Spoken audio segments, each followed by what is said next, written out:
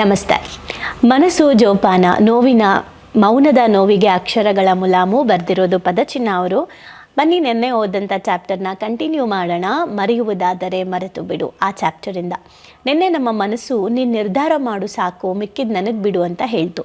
ಈಗ ಆ ನಿರ್ಧಾರ ಮಾಡೋದಕ್ಕೆ ಸ್ವಲ್ಪ ನಮಗೆ ಕ್ಲಾರಿಫಿಕೇಷನ್ ಕೊಡಬೇಕಲ್ವಾ. ಯಾಕೆ ಮರಿಬೇಕು, ಮರೆಯೋದ್ರಿಂದ ಏನು ಬೆನಿಫಿಟ್ ಅಂತ. ನಮ್ಗೆ ಏನಾದರೂ ಲಾಭ ಸಿಗುತ್ತೆ ಅಂದರೆ ಅಲ್ವಾ ನಾವು ಇನ್ವೆಸ್ಟ್ ಮಾಡೋದು. ಹಾಗೆ ನಮಗೆ ಮನಸ್ಸು ಕೂಡ ನಮಗೆ ಅರ್ಥ ಮಾಡಿಸ್ತಾ ಇದೆ ಮರೆಯೋದ್ರಿಂದ ಏನೆಲ್ಲ ಉಪಯೋಗಗಳಿದೆ ಅಂತ. ನೋಡೋಣ ಏನು ಹೇಳ್ತಾ ಇದೆ ಮನಸ್ಸು ಅಂತ. ಸೊ ಮನಸ್ಸು ಮತ್ತೆ ನಮಗೆ ಕಂಟಿನ್ಯೂ ಮಾಡಿ ಹೇಳ್ತಾ ಇದೆ, ಕೆಲವೊಮ್ಮೆ ಮರೆಯೋದ್ರಿಂದ ಕೆಟ್ಟದಾಗತ್ತೆ, ಕೆಲವೊಮ್ಮೆ ಮರೆಯೋದ್ರಿಂದ ಕೆಟ್ಟದ್ದಾಗತ್ತೆ, ಕೆಲವೊಮ್ಮೆ ಒಳ್ಳೆಯದಾಗತ್ತೆ. ಉದಾಹರಣೆಗೆ ಮಹಾಭಾರತದಲ್ಲಿ ಕರ್ಣನ ಕತೆ ನಿನಗೆ ಗೊತ್ತಿರಬಹುದು. ಸೂರ್ಯಪುತ್ರ ಅಜಾತಶತ್ರು ಧರ್ಮದಿಂದ ನುಡಿದವನಾದರೂ ಆತ ನಿಂತಿದ್ದು ಅಧರ್ಮದ ಪಕ್ಕದಲ್ಲಿ. ಅವನ ಜೀವನ ದುಃಖದ ಛಾಯೆಯಲ್ಲೇ ಹೆಚ್ಚಿತ್ತು. ತಾಯಿಯಿಂದ ದೂರವಾದ ಅವನಿಗೆ ಕೌರವರ ಬೆಂಬಲ ಸಿಕ್ಕಿತು. ಸಮಾಜದಿಂದ ತಿರಸ್ಕಾರ, ಹೀಗೆ ಹಲವು ನೋವುಗಳಲ್ಲಿ ಬೆಂದ ಅವನಿಗೆ ಗುರುವಿನಿಂದ ದೊಡ್ಡ ಶಾಪವಿತ್ತು. ಅದೇನೆಂದರೆ ಯುದ್ಧ ಭೂಮಿಯಲ್ಲಿ ಅವಶ್ಯಕತೆ ಇರುವ ಸಮಯದಲ್ಲಿ ಕಲಿತ ಶಸ್ತ್ರಾಸ್ತ್ರ ವಿದ್ಯೆಗಳು ಮರೆತು ಹೋಗಲಿ ಅಂತ.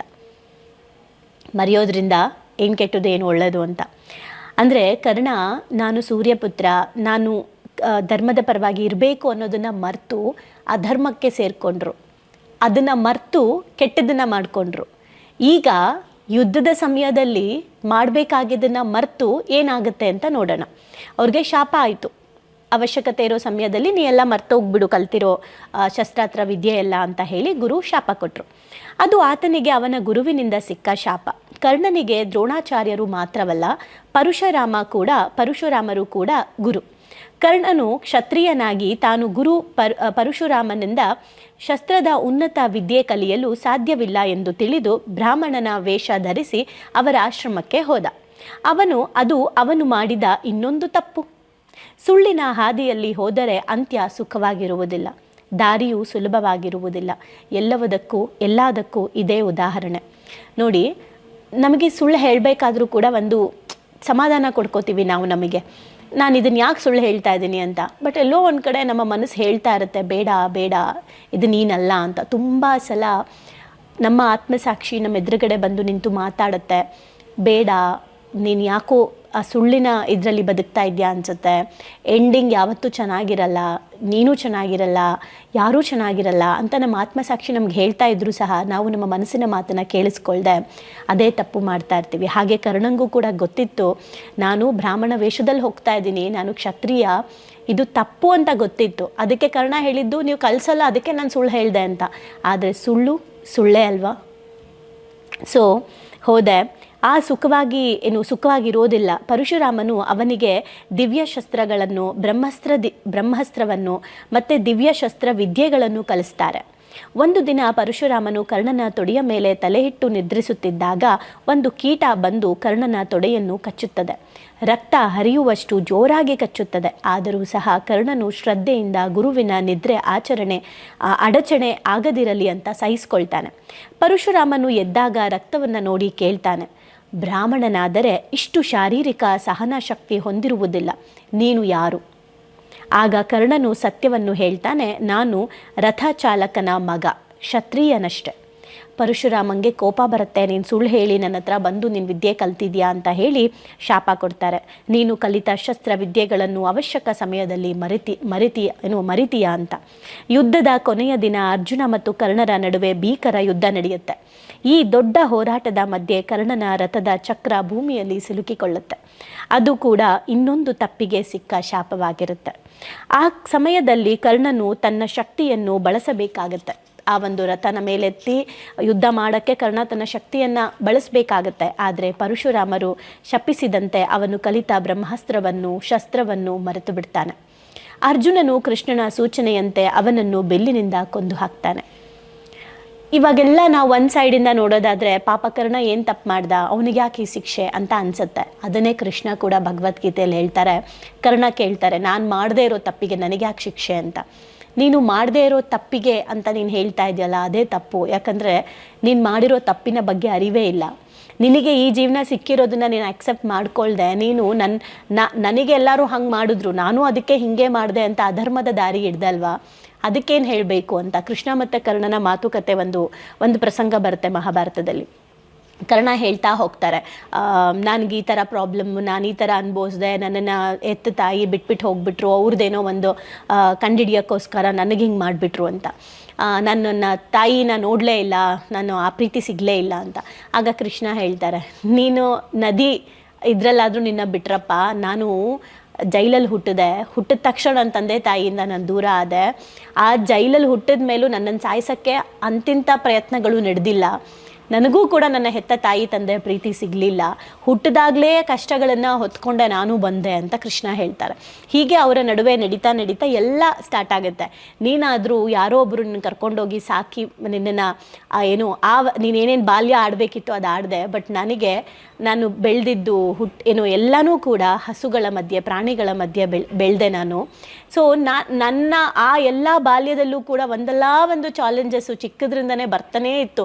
ಚಿಕ್ಕದ್ರಿಂದನೇ ನನ್ನ ಕೆಲಸ ಇನ್ನೊಬ್ಬರನ್ನ ಯಾರು ರಾಕ್ಷಸರಿದ್ದಾರೆ ಅವ್ರನ್ನ ಹೊಡೆಯೋದೇ ನನ್ನ ಕೆಲಸ ಆಗಿತ್ತು, ನಾನು ಸುಖವಾಗಿ ಬಾಲ್ಯನ ಎಂಜಾಯ್ ಮಾಡಿದ್ದೇ ಇಲ್ಲ ಅಂತ ಈ ಥರ ಕಾನ್ವರ್ಸೇಷನ್ ಆಗ್ತಿರುತ್ತೆ. ಆದರೂ ಸಹ ನಾನು ಅಧರ್ಮದ ಪರವಾಗಿ ಹೋಗಿಲ್ಲ, ಯಾಕಂದರೆ ನಾನು ಹುಟ್ಟಿದ್ದು ಧರ್ಮಕ್ಕಾಗಿ ಅಂತ ಕೃಷ್ಣ ಹೇಳ್ತಾರೆ. ಸೊ ನಮಗೆ ಬಂದಿರೋ ಪರಿಸ್ಥಿತಿಗಳು ಕೆಟ್ಟದ್ದು ಅಂತ ಹೇಳಿ ನಾನು ಅಧರ್ಮದ ಹಾದಿಯನ್ನು ಆಯ್ಕೆ ಮಾಡ್ಕೊಳ್ತಾ ಇದ್ದೀನಿ ಅಂದರೆ ನೀನು ಅಧರ್ಮಿ ಆದೆ ಅಂತಲೇ ಅರ್ಥ. ಬಿಕಾಸ್ ನಿನ್ನ ಧರ್ಮವನ್ನು ಬಿಟ್ಟು ನೀನು ನಿನ್ನ ಪರಿಸ್ಥಿತಿ ಕಾರಣ ಕೊಟ್ಟು ಅಧರ್ಮಕ್ಕೆ ಸೇರ್ಕೊತಿದ್ಯಾ ಅಂತ ಇದೊಂದು ಪ್ರಸಂಗದಲ್ಲಿ ಬರುತ್ತೆ ಅವ್ರು ಮಾತಾಡೋದು. ಅದನ್ನೇ ಇಲ್ಲಿ ಹೇಳ್ತಾ ಇರೋದು. ಕೃಷ್ಣ ಅರ್ಜುನಂಗೆ ಹೇಳಿದಾಗ ಅರ್ಜುನ ಕರ್ಣನ್ನ ಕೊಲ್ತಾರೆ. ಈ ಘಟನೆ ತಾತ್ಪರ್ಯ ಇಷ್ಟೇ, ಏನು ಗೊತ್ತಾ, ಕೆಲವೊಮ್ಮೆ ಮರೆಯುವುದರಿಂದ ನಮಗೆ ಮಾತ್ರವಲ್ಲ ಇಡೀ ವಿಶ್ವಕ್ಕೆ ಒಳ್ಳೆಯದಾಗುತ್ತೆ. ಧರ್ಮದ ದೃಷ್ಟಿಯಿಂದ ನೋಡಿದ್ರೆ ಮರೆವು ಅನ್ನೋದು ಕೆಲವೊಮ್ಮೆ ನ್ಯಾಯವನ್ನು ಸ್ಥಾಪಿಸೋಕ್ಕೂ ಕೂಡ ಸಹಾಯವಾಗುತ್ತೆ. ಕರ್ಣನಿಗೆ ತನ್ನ ವಿದ್ಯೆಗಳನ್ನು ಮರೆತು ಹೋಗಿದ್ದರಿಂದನೇ ಅರ್ಜುನನಿಗೆ ಗೆಲ್ಲೋಕೆ ಸಹಾಯ ಆಯಿತು. ಅರ್ಜುನ ಗೆದ್ದಿದ್ದಕ್ಕೆ ಪಾಂಡವರು ಗೆಲ್ಲೋಕೆ ಸಹಾಯ ಆಯಿತು. ಇನ್ ಕೇಸ್ ಕರ್ಣ ಏನಾದರೂ ಆ ಮರೆವು ಅನ್ನೋ ಶಾಪನ ಪಡ್ಕೊಳ್ಳಿಲ್ಲ ಅಂದಿದ್ರೆ, ಮರೆವು ಅವ್ರಿಗೆ ಆಗಿಲ್ಲ ಅಂದಿದ್ದಿದ್ರೆ ಅವಾಗ ಕರ್ಣ ಡೆಫಿನೆಟ್ಲಿ ಅರ್ಜುನಂಗೆ ಹೊಡಿತಾ ಇದ್ರು. ಅದು ಕೃಷ್ಣಂಗೂ ಗೊತ್ತಿತ್ತು, ತುಂಬ ಪವರ್ಫುಲ್ ಕರ್ಣ ಅಂತ ಕೃಷ್ಣಂಗೂ ಗೊತ್ತಿತ್ತು. ಅದಕ್ಕೇ ಅವರು ಮತ್ತೆ ತಾಯಿನ ಕಳಿಸಿ ನೀನು ನನ್ನ ತಾಯಿ ಅಂತ ಹೇಳು ಅಂತ ಕಳಿಸಿದ್ರು. ಅಲ್ಲಿ ಎಮೋಷ್ನಲಿ ಅವ್ರಿಗೆ ಅರ್ಥ ಮಾಡಿಸಿದ್ರು ಬೇಡ ಅಂತ ಹೇಳಿ. ಆಮೇಲೆ ಈ ಶಾಪಗಳೆಲ್ಲ ಏನಾಯಿತು, ನಮ್ಮ ಕರ್ಮದಿಂದನೇ. ಮುಂದೆ ಒಂದಿನ ನೀನು ಅಧರ್ಮಕ್ಕೆ ಹೋಗ್ತೀಯಾ, ನೀನು ಅಧರ್ಮಕ್ಕೆ ಹೋಗಿ ಅಧರ್ಮ ಗೆಲ್ಲೋದಕ್ಕೆ ನೀನು ಕೂಡ ಬಿಗ್ಗೆಸ್ಟ್ ಕಾಂಟ್ರಿಬ್ಯೂಟರ್ ಆಗ್ತೀಯಾ ಅಂತ ಮುಂಚೆನೇ ವಿಧಿಗೆ ಗೊತ್ತಿದೆ, ಡಿಸೈನ್ ಮಾಡಿದೆ. ಅದಕ್ಕೆ ಅವಾಗಲೇ ಮರೆಯುವಂಥ ಶಾಪನ ಕೊಡಿಸಿದೆ. ಹೆಂಗೆ ಅದಕ್ಕೆ ಹೇಳೋದು, ಆಡ್ಸೋನ್ ಮೇಲಿದ್ದಾನೆ, ಆಡ್ತಿರೋರು ನಾವಿಲ್ಲಿದ್ದೀವಿ, ಬರೀ ಪಾತ್ರಧಾರಿಗಳು ನಾವು, ಸೂತ್ರಧಾರಿ ಮೇಲಿದ್ದಾನೆ ಅಂತ ಎಲ್ಲವೂ ನಮಗೆ ಗೊತ್ತು. ಆದರೂ ನಾವೇ ಸೂತ್ರಧಾರಿಗಳು ಅನ್ನೋ ಭ್ರಮೆಯಲ್ಲಿ ನಾವು ಬದುಕ್ತಾ ಇದ್ದೀವಿ, ಲಾಜಿಕ್ ಮೈಂಡ್ ಇಟ್ಕೊಂಡು. ಸೊ ಇಲ್ಲಿ ಅದನ್ನೇ ಹೇಳ್ತಾ ಇರೋದು. ಈಗ ಕರ್ಣ ಮರ್ತಿಲ್ಲ ಅಂದಿದ್ದಿದ್ರೆ ಕೌರವರು ಗೆಲ್ತಾ ಇದ್ರು, ಕರ್ಣ ಮರ್ತಿಲ್ಲ ಅಂದಿದ್ದಿದ್ರೆ ಅಧರ್ಮ ಗೆಲ್ತಾ ಇತ್ತು, ಕರ್ಣ ಮರ್ತಿಲ್ಲ ಅಂದಿದ್ದಿದ್ರೆ ಪಾಂಡವರಿಗೆ ಸೋಲಾಗ್ತಾ ಇತ್ತು. ಫೈನಲಿ ಮರೆವು ಅಂದರೆ ಕರ್ಣ ಮರ್ತಿದ್ದಕ್ಕೇನೆ ಧರ್ಮ ಸ್ಥಾಪನೆ ಆಯಿತು ಅಂದಮೇಲೆ ಮರೆವು ಕೂಡ ಎಷ್ಟು ಇಂಪಾರ್ಟೆಂಟ್ ಆಗುತ್ತೆ ಒಂದೊಂದು ಸಲ. ಸಮ್ಟೈಮ್ಸ್ ಮರೆವು ಅನ್ನೋದು ನಮ್ಮ ಜೀವನಕ್ಕೆ ಮಾತ್ರ ಅಲ್ಲದೆ ವಿಶ್ವಕ್ಕೆ ಅದು ಹೆಲ್ಪ್ ಆಗುತ್ತೆ ಅನ್ನೋದನ್ನು ಹೇಳ್ತಿದ್ದಾರೆ. ಈಗ ಯೋಚನೆ ಮಾಡಿ, ಮರೆವು ಅನ್ನೋದು ಎಷ್ಟು ಇಂಪಾರ್ಟೆಂಟು, ನಾವು ಯಾಕೆ ಮರಿಬೇಕು. ಸಮ್ಟೈಮ್ಸ್ ಮರೆಯೋದ್ರಿಂದ ಇಲ್ಲಿ ವಿಶ್ವಕ್ಕೆ ಒಳ್ಳೆಯದಾಯಿತು ಅಂತ ಇವ್ರು ಏನು ಹೇಳ್ತಿದ್ದಾರೆ ಅದನ್ನು ನಮ್ಮ ಲೈಫಿಗೆ ನಾವು ಕನೆಕ್ಟ್ ಮಾಡಿ ನೋಡ್ಕೊಳ್ಳೋದಾದರೆ, ಸಮ್ಟೈಮ್ಸ್ ನಾವು ಎಂಥ ಗಾಢವಾದ ವಿಚಾರ ಆಗಿದ್ರೂ ಕೂಡ ನಿರ್ಧಾರ ಮಾಡಿ ಮನಸ್ಸಿಗೆ ಸ್ವಲ್ಪ ಸಾಥ್ ಕೊಟ್ಟು ಮನಸ್ಸಿನ ಮಾತನ್ನು ಕೇಳಿಕೊಂಡು ಮರಿಬೇಕು ಅಂತ ನಾವು ಡಿಸೈಡ್ ಮಾಡೋಕ್ಕೆ ಶುರು ಮಾಡಿದ್ರೆ ಖಂಡಿತವಾಗ್ಲೂ ನಮ್ಮ ಜೀವನದಲ್ಲಿ ಮರಿಬೇಕಾಗಿರೋದನ್ನು ಮರೆತರೆ ಬದುಕಬೇಕಾಗಿರುವಂಥದ್ದನ್ನು, ನಮ್ಮಿಂದ ಮಾಡಬೇಕಾಗಿರುವಂಥದ್ದನ್ನು, ಏನಕ್ಕೆ ಹುಟ್ಟಿದ್ದೀವಿ ಆ ಧರ್ಮದ ಕೆಲಸ ಮಾಡೋದಕ್ಕೆ ಮನಸ್ಸು ನಮಗೆ ಸಹಾಯ ಮಾಡುತ್ತೆ. ಸೊ ಮರೆಯೋದಾದರೆ ಮರೆತು ಬಿಡಿ.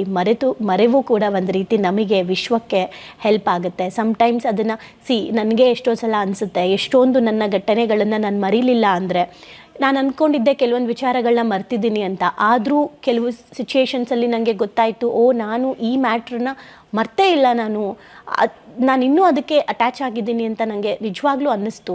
ಆ್ಯಂಡ್ ಅದಾದ ಮೇಲೆ ನನಗೆ ಒಂದು ಒಳಗಡೆಯಿಂದ ರಿಯಲೈಸೇಷನ್ ಸ್ಟಾರ್ಟ್ ಆಯಿತು. ಸ್ವಲ್ಪ ಟೈಮ್ ಕೊಟ್ಟು ನನ್ನ ಮನಸ್ಸಿಗೆ ಕೇಳೋಕ್ಕೆ ಸ್ಟಾರ್ಟ್ ಆದಾಗ ಇದು ಎಲ್ಲಿಗೆ ಹೋಗುತ್ತೆ, ಇನ್ನೊಬ್ಬರು ಲೈಫ್ ಹಾಳಾಗುತ್ತೆ, ನನ್ನ ಲೈಫ್ ಹಾಳಾಗುತ್ತೆ, ದ್ವೇಷ ಸ್ಟಾರ್ಟ್ ಆಗುತ್ತೆ, ಅಥವಾ ಇನ್ನೇನೋ ಒಂದು ಆಗುತ್ತೆ, ಸೊ ಇದು ಧರ್ಮ ಅಲ್ಲ ಅಂತ ಒಳಗಡೆಯಿಂದ ಹಿಟ್ಟಾಗಕ್ಕೆ ಸ್ಟಾರ್ಟ್ ಆದಾಗ ಇಲ್ಲ, ಮನಸ್ಸಿನ ಮಾತನ್ನು ಕೇಳಬೇಕು ಅಂತ ಅನಿಸಿದ್ದು. ಸೊ ಆ ಥರ ಅನಿಸಿದಾಗ, ಮರಿಬೇಕು ಅನ್ನೋ ನಿರ್ಧಾರ ತಗೊಂಡಾಗ ನನ್ನ ಒಳ್ಳೆಯದಕ್ಕೆ ಮಾತ್ರ ಅಲ್ಲ, ಅಫ್ಕೋರ್ಸ್ ವಿಶ್ವದ ಒಳ್ಳೆಯದಕ್ಕೆ ಅಂತಲೇ ನಾನು ಕನ್ಸಿಡರ್ ಮಾಡ್ತೀನಿ. ಮಾಡಬೇಕಾಗಿರೋ ತುಂಬ ಕೆಲಸಗಳು ನನ್ನಿಂದ ನಿಂತೋಗುತ್ತೆ. ಎಷ್ಟೋ ಜನರ ಲೈಫ್ನ ನಾನು ಹಾಳು ಮಾಡ್ಬೋದು ನನ್ನ ಒಂದಿದ್ರಿಂದ, ಅಥವಾ ಇವತ್ತು ಆಗ್ತಾ ಇರೋ ಸಿಚುಯೇಷನ್ಸ್ಗಳು ಮುಂದೆ ದೊಡ್ಡದಾದಂಥ ಪ್ರಾಬ್ಲಮ್ಸ್ನ ಕ್ರಿಯೇಟ್ ಮಾಡ್ಬೋದು. ಇನ್ಯಾರೋ ಲೈಫಲ್ಲಿ ನಾವು ತಪ್ಪು ಮಾಡ್ಬೋದು, ಅಥವಾ ಇನ್ಯಾರನ್ನೋ ದ್ವೇಷಿಸ್ಕೊಂಡು ನಮ್ಮ ಲೈಫ್ನು ನಾವು ಹಾಳು ಮಾಡ್ಕೊಬೋದು. ಇದ್ಯಾವುದೂ ಬೇಡ. ಸೊ ಎಲ್ಲರೂ ಚೆನ್ನಾಗಿರಲಿ, ಆ್ಯಂಡ್ ನಮ್ಮಿಂದ ಮಾಡಬೇಕಾಗಿರೋ ಕೆಲಸನ ಮಾಡೋದಕ್ಕೆ ಏನು ಬೇಕು ಅದನ್ನು ಮಾತ್ರ ನೆನಪಲ್ಲಿಟ್ಕೊಳ್ಳೋಣ ಅಂತ ಅನಿಸಿದ್ದು. ಸೊ ಸಮ್ಟೈಮ್ಸ್ ಮರೆಯೋದ್ರಿಂದ ನಮಗೆ ಮಾತ್ರ ಅಲ್ಲ, ವಿಶ್ವಕ್ಕೂ ಒಳ್ಳೆಯದಾಗತ್ತೆ. ಅಂದರೆ ಮರೆವು ತುಂಬಾ ಸಹಜ, ಆ್ಯಂಡ್ ಮರಿಲೇಬೇಕು ಅನ್ನೋದನ್ನು ಇಲ್ಲಿ ಅರ್ಥ ಮಾಡಿಸಿದ್ದಾರೆ. ಮನಸ್ಸು ನಮಗೆ ಯಾಕೆ ಮರಿಬೇಕು ಅಂತ ಕ್ಲಾರಿಟಿ ಕೊಟ್ಟಿರುವಂಥ ಘಟನೆ ಇದು. ಅದಕ್ಕೆ ನಮಗೆ ಮಹಾಭಾರತದ ಕಥೆಯನ್ನು ಅದು ನೆನಪು ಮಾಡಿ ಹೇಳಿದೆ. ಇನ್ನು ಮುಂದೆ ಇದನ್ನು ಹೇಗೆ ಹೇಳ್ತಾ ಹೋಗುತ್ತೆ, ಇನ್ನೂ ಎಷ್ಟು ಚೆನ್ನಾಗಿ ನಮಗೆ ಕನೆಕ್ಟ್ ಮಾಡುತ್ತೆ ಅನ್ನೋದನ್ನು ನೋಡೋಣ. ಈಗ ನೀವು ಯೋಚನೆ ಮಾಡಿ, ಮೊದಲನೇ ಎಪಿಸೋಡಲ್ಲಿ ನಾವು ನೋಡಿದ್ವಿ ಮರೆಯೋದನ್ನು ಡಿಸೈಡ್ ಮಾಡಿ, ಎರಡನೇ ಎಪಿಸೋಡಲ್ಲಿ ನೋಡ್ತಾ ಇದ್ದೀವಿ ಮರೆಯೋದ್ರಿಂದ ಏನೆಲ್ಲ ನನಗೂ ಸಮಾಜಕ್ಕೂ ಹೆಲ್ಪ್ ಆಗುತ್ತೆ ಅನ್ನೋದನ್ನು. ಈಗ ನೀವು ಯಾವುದೋ ನೋವಲ್ಲಿ ಕೂತಿದ್ದೀರಾ ಅಂದರೆ ಏನು ಮಾಡ್ತೀರಾ ಅಂತ ಕಮೆಂಟ್ ಮಾಡಿ. Thank you.